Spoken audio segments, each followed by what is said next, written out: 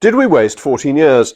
This is one of the questions I get most regularly in response to my posts and from people that I meet out and about. How could I have supported what the Conservatives were doing from 2010 to 2024 when we left so many problems? Oh Lordy, it's Lord Jacob Rees-Mogg, about to explain that the problems left by the Tories were the ones you never realised were actual problems, and the ones that you thought started the rot and caused deathly non-existent growth were in fact necessary measures. I would have said necessary evils, but I'm sure to Mogg, evil would be too strong a word.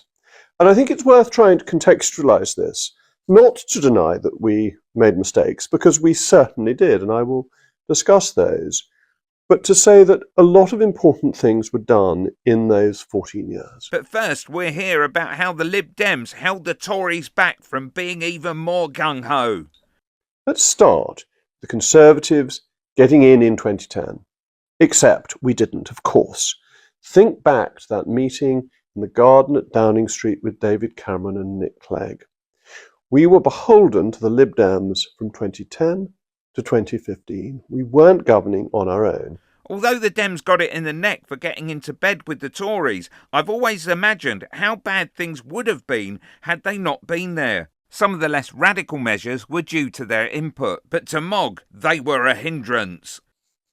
And that meant that we could not have a red-blooded Conservative government. We were never going to be able to. Clegg and his team would not agree to that. They did agree to some things. They agreed to put up tuition fees, but they didn't agree to cut the top rate of tax down to 40p, and they were a drag on what we were trying to do.